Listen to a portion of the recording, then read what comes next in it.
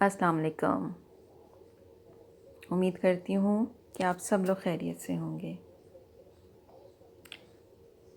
ابھی میں تھوڑی دیر پہلے کچھ پڑھ رہی تھی، اس میں نے ایک بہت پیاری سی نظم پڑھی تو سوچا آپ کے ساتھ شیئر کروں۔ بڑا دشوار ہوتا ہے ذرا سا فیصلہ کرنا کہ جیون کی کہانی کو، بیان بے زبانی کو کہاں سے یاد رکھنا ہے، کہاں سے بھول جانا ہے، کسے کتنا بتانا ہے، کس سے کتنا چھپانا ہے، کہاں رو رو کے ہنسنا ہے، کہاں ہنس ہنس کے رونا ہے، کہاں آواز دینی ہے، کہاں خاموش رہنا ہے، کہاں رستہ بدلنا ہے، کہاں سے لوٹ جانا ہے، بڑا دشوار ہوتا ہے۔ امید ہے آپ کو پسند آئی ہوگی یہ نظم۔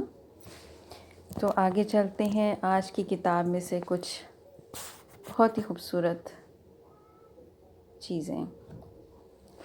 پہلے سیگمنٹ کا نام ہے آپریشن فونکس۔ امریکہ کے اسپتال میں ایک شخص نے داخلہ لیا۔ اس کے پیٹ میں نہایت سخت تکلیف تھی۔ ڈاکٹروں نے اس کو آپریشن کا کیس قرار دیا۔ چنانچہ اس کے پیٹ کا آپریشن کیا گیا۔ ڈاکٹروں نے حیرت انگیز طور پر پایا کہ اس کے پیٹ میں ایک ہیرا اٹکا ہوا ہے۔ یہی ہیرا اس کے ناقابل برداشت درد کا سبب تھا۔ ہیرا اس کے پیٹ سے نکال کر الگ کیا گیا۔ اس ہیرے کے ساتھ اب بھی قیمت کا پرچہ لگا ہوا تھا۔ اس پرچے پر لکھا ہوا تھا $6,500۔ فوراً پولیس طلب کی گئی۔ پوچھ گچھ کے دوران مریض نے بتایا کہ اس کو انعام میں یہ ہیرا ملا تھا اور غلطی سے وہ اس کے پیٹ میں چلا گیا۔ تاہم بہت جلد معلوم ہو گیا کہ اصل حقیقت کچھ اور ہے۔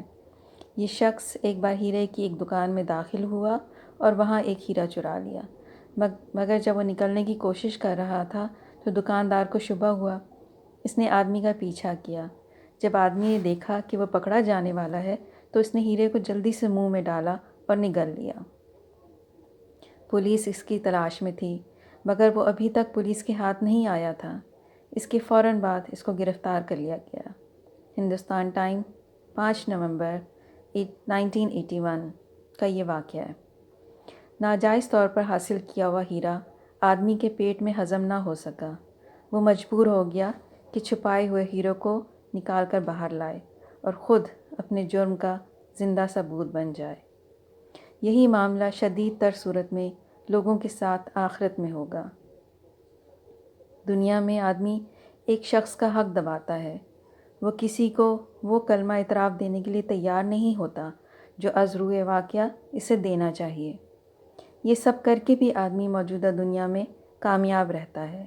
زور اور ہوشیاری کے ذریعے وہ اپنے جرم کو چھپا لیتا ہے، مگر یہ صرف اس وقت تک ہے جب تک آدمی موت سے دوچار نہیں ہوتا۔ موت ہر آدمی کے لیے گویا قدرت کا آپریشن ہے جو اس کے اندر کو باہر کر دیتا ہے اور اس کے چھپے کو کھلا بنا دیتا ہے۔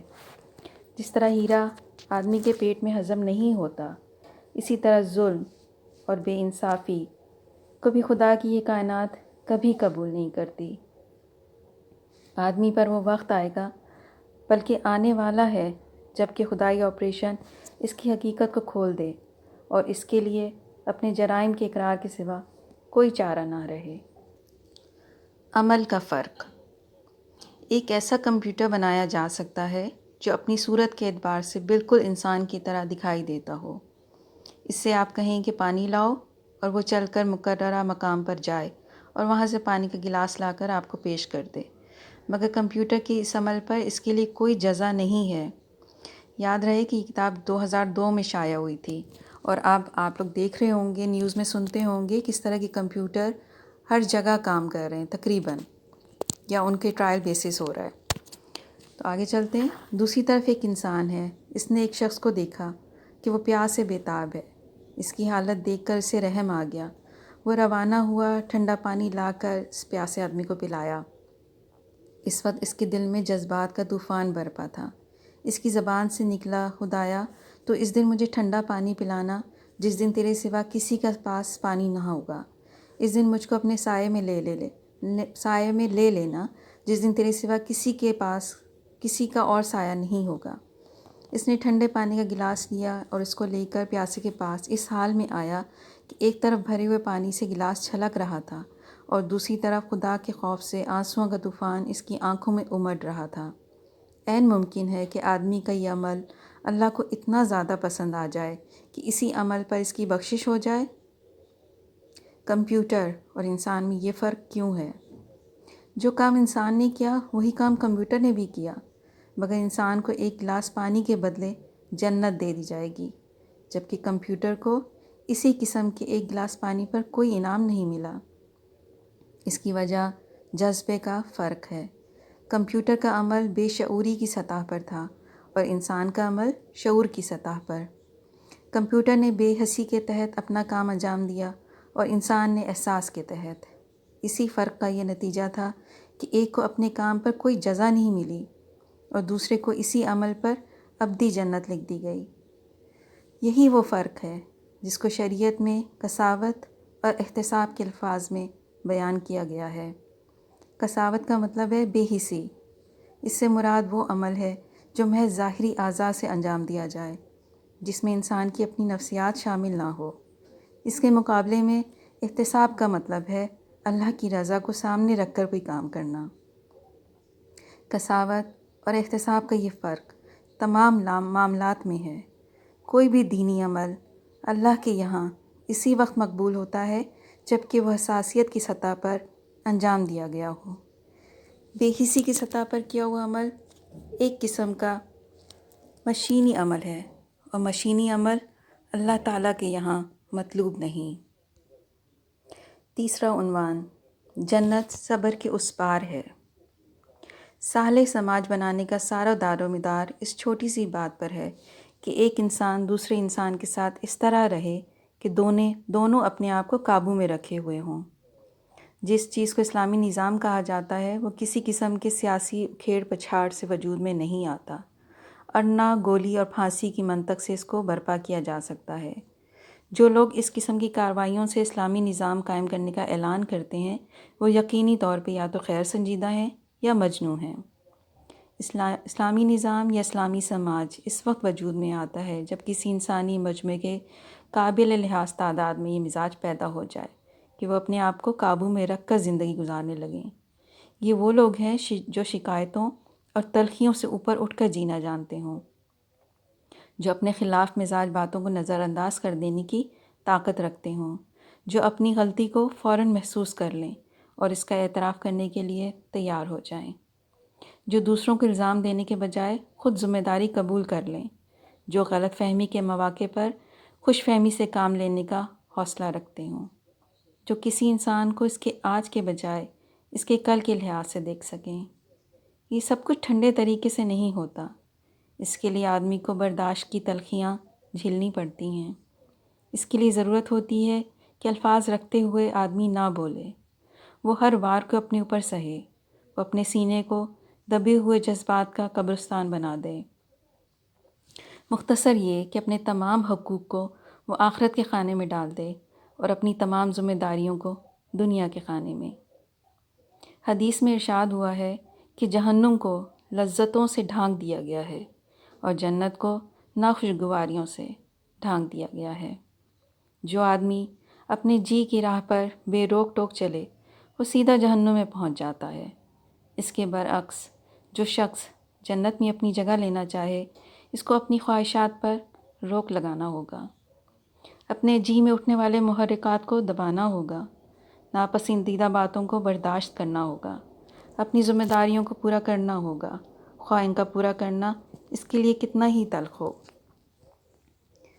حقیقت یہ ہے کہ جنت صبر کے اس پار ہے، اگرچہ لوگ اپنی نادانی سے اس کو بے صبری کے اس پار سمجھ لیتے ہیں۔ ہمارا آج کا ٹاپک ہے زندہ قبرستان۔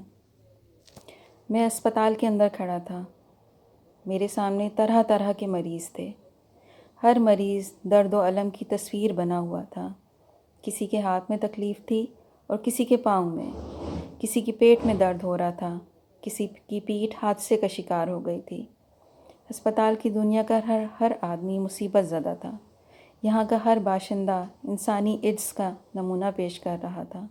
میں نے سوچا، جسم کی کوئی ایک بات بگڑ جاتی ہے تو آدمی کا یہ حال ہو جاتا ہے، پھر اس وقت آدمی کا کیا حال ہوگا جب کہ اس کی ساری بات بگڑ جائے گی، جب انسان سے اس کی ہر وہ چیز چھین لی جائے گی جس کو وہ اپنی چیز سمجھ کر سرکشی کر رہا تھا۔ پہلے زمانے میں آدمی عبرت کے لیے قبرستان جاتا تھا، اب اس کو عبرت کے لیے ہسپتال جانا چاہیے۔ قبرستان میں مصیبت زدہ زمین کے نیچے ہوتا ہے اور ہسپتال میں مصیبت زدہ زمین کے اوپر دکھائی دیتا ہے۔